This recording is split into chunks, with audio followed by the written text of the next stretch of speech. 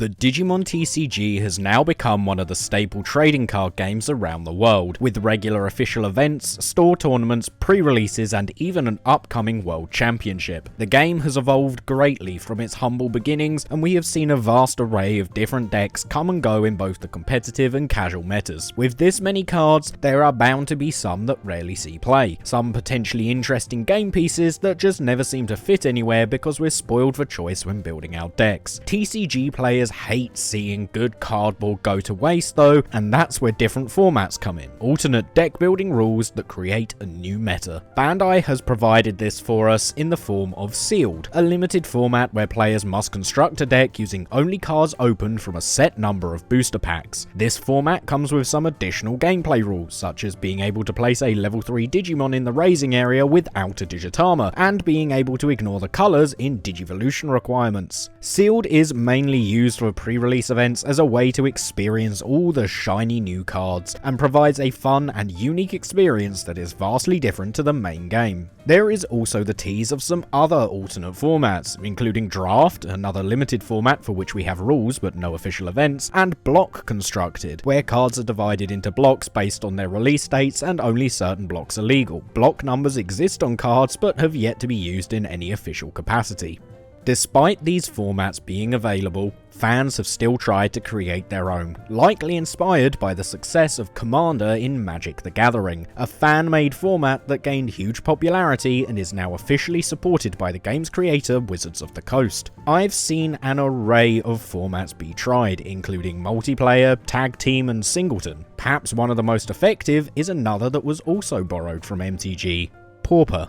Pauper is a simple but interesting format, where only cards of a certain rarity or lower are allowed. For Digimon, this would usually be attempted with either uncommon or lower cards, or only commons. Pauper intrigued me, but I had some concerns surrounding it, primarily the dominance of Rookie Rush. Most of the strong removal and finisher cards sit at rare or higher, while Rookie Rush is relatively unaffected by the rule set. I have no problem with Rookie Rush decks in general, but a whole meta of it would get very tedious very quickly, so I set about making a new format to counter this. I eventually settled on what I now call the Trash Mountain format, a game mode designed to celebrate the trashier cards of this game and named after a classic location from the Digimon World video game. The base concept from this format was to be a variant of Pauper, where a limited number of rare cards are allowed in order to balance out the Rookie Rush decks, but without simply turning it into the rare card format. I've been running this format for a long while now, hosting tournaments through the Digimon TCG 2020 Discord server, and often streaming them with commentary on my Twitch channel. Since its inception, it's been through a few variations as I've revised the rules, analysed metas, and constructed a ban list.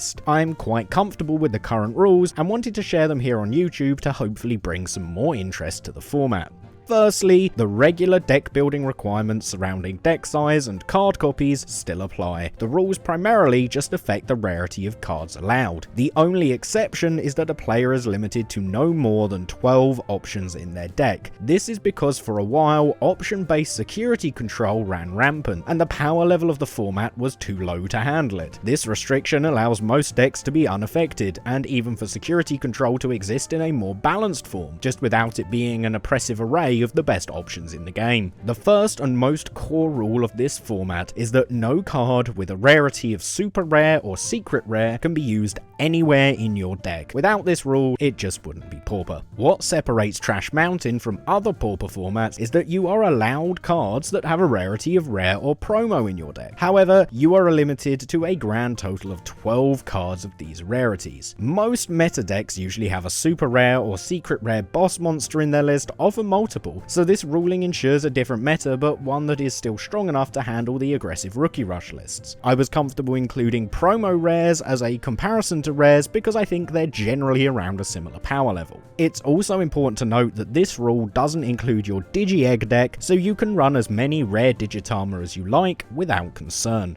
Those are the rules that Trash Mountain plays by, but it also uses its own ban list, completely disregarding the Bandai one, though there are a few similarities between the two. Some cards, such as Mega Digimon Fusion, that are hugely problematic in the regular meta are just not a big deal in Trash Mountain, and vice versa. At the time of making this video, there are 4 cards restricted to 1 copy per deck, which include Reinforced Memory Boost, Hidden Potential Discovered, Ice Wall, and Tommy Himi, with all except Tommy facing the same restriction in the main game. Only 1 card is entirely banned, which is Mother Reaper, as the entire D-Reaper deck is practically unaffected by the format's rules and can function at full power. The rules and ban list are all available in a Google Doc linked in the video description and are updated regularly. While you're down in the description, you'll also see a challenge link, which points to the next Trash Mountain Championship on the 31st of July 2022. Sign up is free, so be sure to check it out and play. I've tried to set it at a time that accommodates the most time zones possible. I'd love to hear your thoughts on this format in the comments below, so get out there and play with your friends. If you want to see coverage for the future events, be sure to follow me on Twitch, where I stream 5 days a week. You can also see deck lists from previous events over on my Discord server. Links to both are in the description.